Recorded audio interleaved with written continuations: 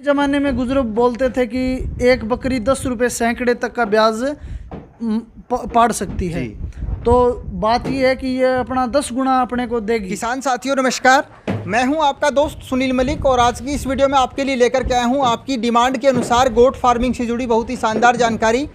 दोस्तों, बहुत सारे किसान भाइयों के लगातार फ़ोन कॉल्स और मैसेज आ रहे थे कि आप हमें प्रगतिशील किसानों से मिलवाइए, जिसमें खास करके ऐसे किसान जो अपनी परंपरावादी लाइन की जो खेती है उससे हटकर कोई नया काम कर रहे हैं। तो हमारे साथ एक युवा किसान हैं जो कि गोट फार्मिंग शुरू की है। अभी नस्ल इन्होंने पाली है सोजत, बहुत ही शानदार वेराइटी जो इसकी ब्रीड है। गोट फार्मिंग के शुरू से लेकर के एंड तक की अपनी पूरी जानकारी हम इनसे लेंगे। सबसे पहले भाई साहब राम राम। राम राम भाई साहब। एक बार अपना परिचय दे दर्शकों को। जी, मैं सुरेंद्र कुमार खिचड़, गांव रामगढ़, तहसील नौर, जिला हनुमानगढ़। भाई साहब, आपने गोट फार्मिंग शुरू किए हुए कितना समय हो गया? मेरे को 5 महीने हो गए सर ये शुरू किया हुए प्लान।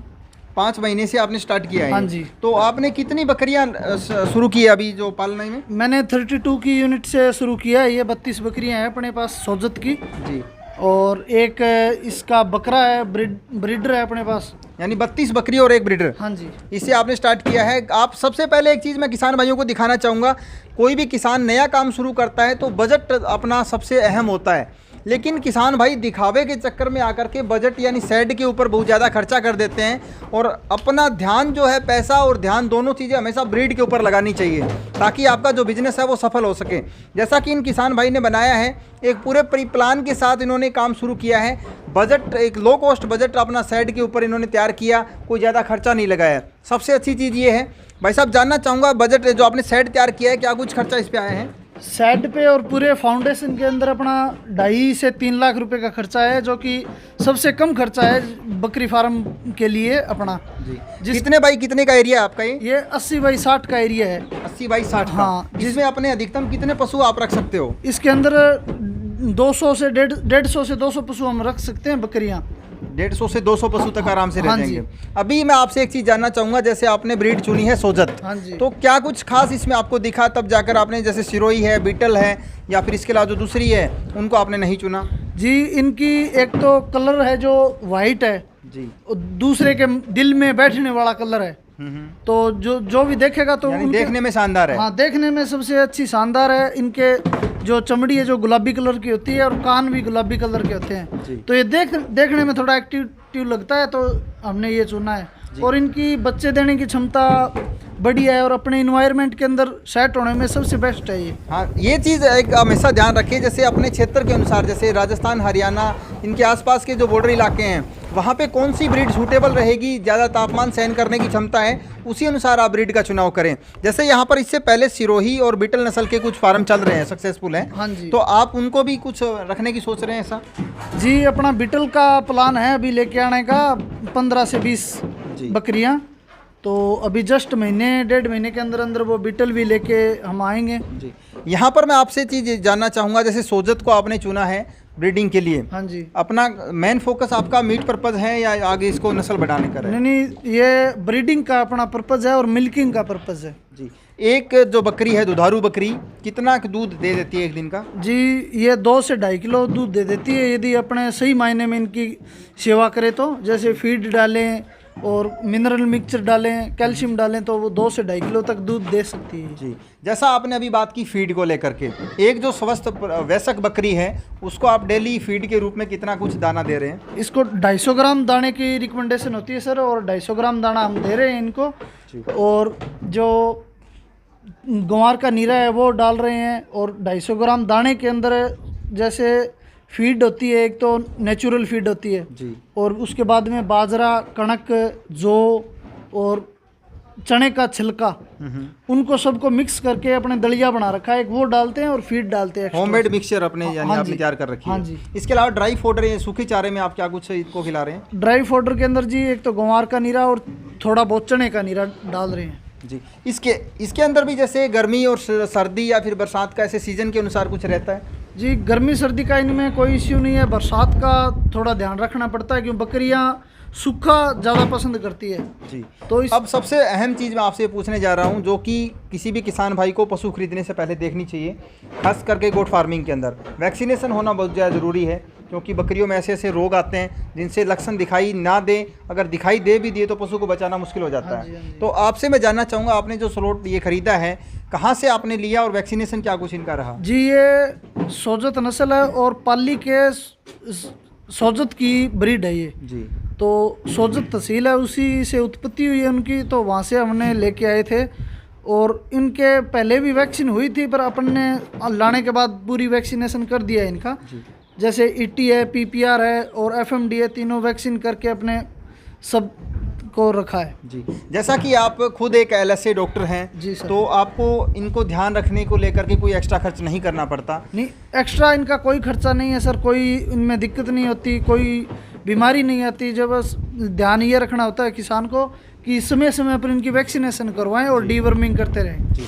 जैसा कि मैंने आपसे ये चीज़ क्यों पूछी एलएसए को लेकर के, अगर कोई किसान जो इस संबंध में ज़्यादा जानकारी नहीं रखता है और गोट फार्मिंग करने का इच्छुक है, तो आपको क्या कुछ लगता है कितनी डॉक्टर जो वेटरनरी डॉक्टर है उसकी सेवाओं की आवश्यकता पड़ेगी इसमें? इनमें जी वैक्सीन ना करें और सही मायने में अपने चारा न डालें, फीड न डालें, तो डॉक्टर की बहुत आवश्यकता पड़ सकती है इसमें। जी। तो इसके लिमिट के अनुसार यदि डालते हैं और लिमिट के अनुसार इनको दाना देते हैं तो कोई दिक्कत नहीं होती। जी। और जैसे इनमें एक टिम्पेनाइटिस जैसे आफरा की दिक्कत रहती है ज़्यादातर के, तो उसमें जो एक पशुपालक आम पशुपालक है, ऐसे क्या कुछ जैसे आप में बता सकते हैं सावधानियां रखें, जिससे अपने फार्म पे कुछ दवाई मेडिसिन रखें, तो अगर पशु में लक्षण दिखाई देते हैं तो तुरंत प्रभाव से उपचार मिले? जी, आफरे की दवाई, आफरे की शिकायत जब आती है जब अपने पशु को सूखा चारा ज़्यादा डाल दें, जी या कोई फसल कटी है और उस बाण के अंदर अपने पशुओं को फेरने के लिए रह जाएं, तब आफरे की दिक्कत आती है।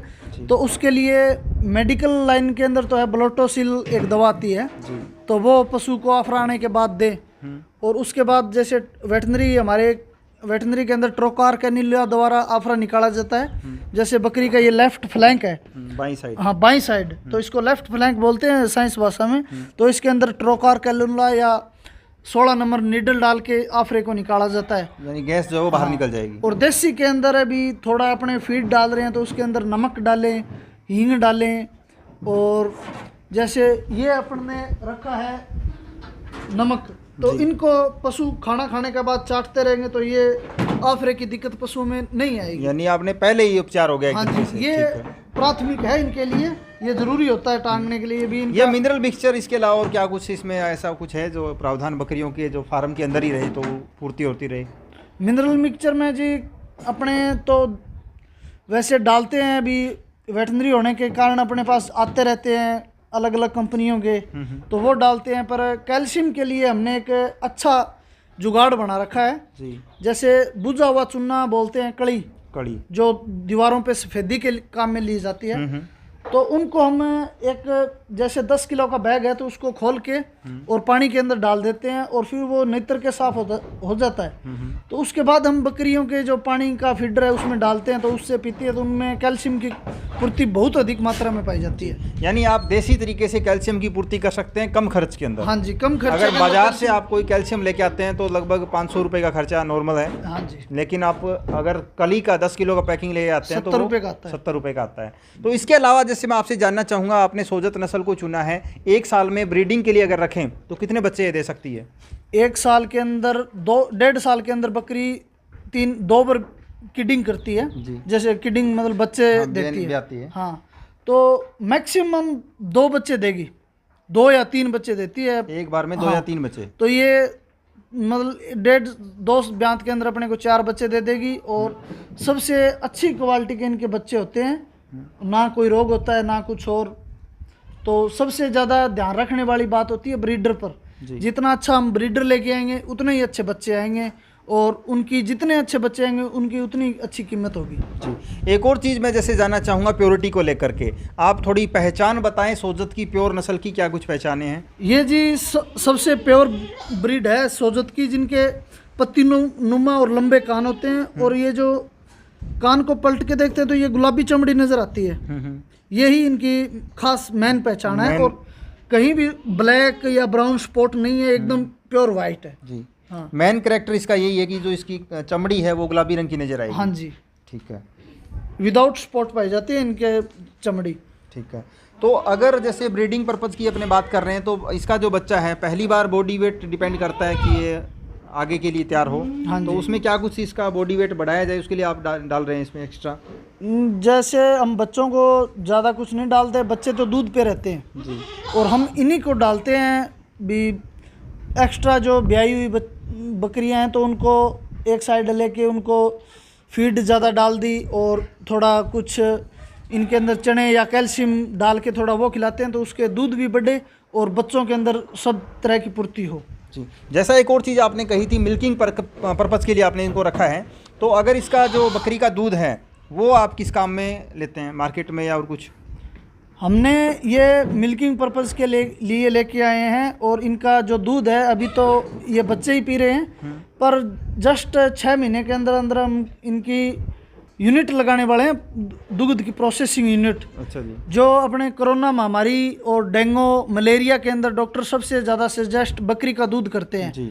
तो जहाँ कहीं भी बड़ी सिटी है तो उनके अंदर दूध उपलब्ध नहीं होता है। भी बकरी का दूध भी अपने गांव में देहात में तो मिल जाता है पर मार्केट के अंदर में नहीं मिल हाँ मार्केट के अंदर नहीं मिल पाता। तो अपना काम है कि मार्केट के अंदर दूध उपलब्ध करवाना। यानी आप छोटी पैकिंग करके उनको आप मार्केट में सप्लाई करेंगे? अपनी पैकिंग करके बकरियों का दूध, और जो हॉस्पिटल है जहाँ भी उनमें चाहे बूथ लगाएं अपना या फिर जो हॉस्पिटल में कांटेक्ट करके जो मरीज़ हैं तो उनके लिए दूध की व्यवस्था की जाए। जी, ये आपने सबसे अच्छा तरीका बताया है। आपने सबसे पहले कोई भी नया काम करते हैं तो मार्केटिंग बहुत ज़रूरी है। हाँ जी। यानी अपने को पता होना चाहिए अगर ये अपने ये चीज़ खरीद के लेके आए हैं तो उसको आपने बेचेंगे कहाँ पर।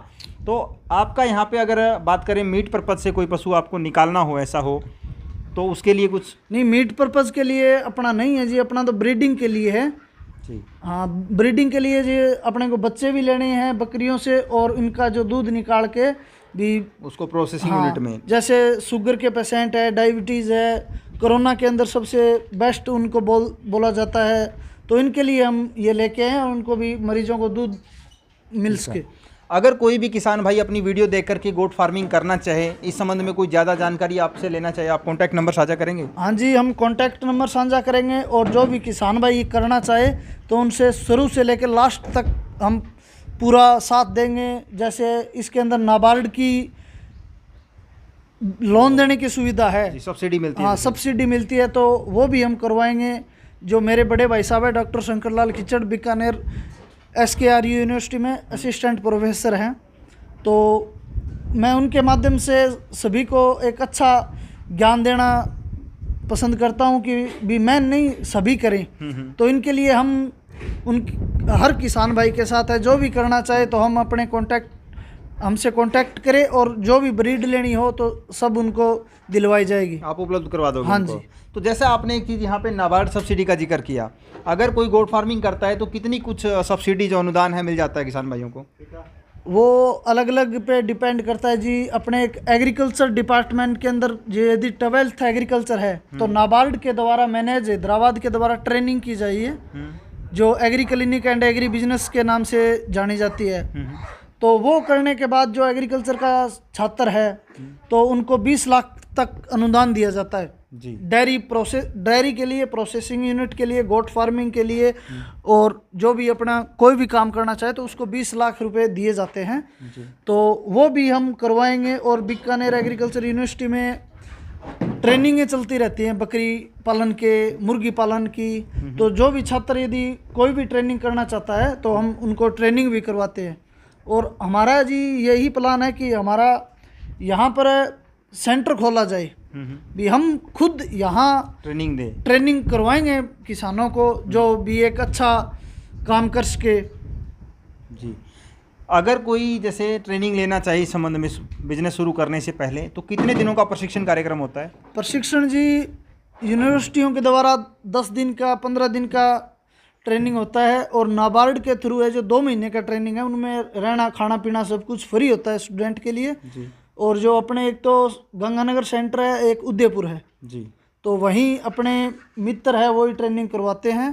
तो उसके अंदर यदि कोई करना चाहे तो हम उनको भी कॉन्टैक्ट नंबर देंगे और वहाँ तक साथ देंगे उनका। ठीक है। अहम चीज़ जो होती है, किसी भी बिजनेस को अपने स्टार्ट करते हैं तो अपने एक सबसे पहले चीज़ देखते हैं कि ROI, यानी इससे अपने को इनकम कितनी हो जाएगी। तो सबसे पहले मैं आपसे एक चीज़ पूछना चाहूँगा, आपने गोट फार्मिंग को स्टार्ट किए हुए लगभग 6 महीने हो गए हैं, तो क्या कुछ इनकम इनसे मिल जाएगी? जी, इनकम इनसे अभी तो हम नहीं आंक सकते कि हमने कोई सेल नहीं किया है और ना ही अपने कोई इनका दूध सेल किया है। पर जो पुराने ज़माने में बुजुर्ग बोलते थे कि एक बकरी 10 रुपये सैकड़े तक का ब्याज पाड़ सकती है, तो बात ये है कि ये अपना 10 गुना अपने को देगी। जो बकरी आज लेके आए हैं तो 2 साल के अंदर अपने को जो अब खर्चा लगाया तो वो 2 साल के अंदर 10 गुना अपने को खर्चा दे सकती है, यदि सही मायने में मैनेजमेंट रखें, उनका रख रखाव रखें, अच्छे तरीके से फीड डालें, तो एक बकरी अपने को अच्छा मुनाफा देने वाली है।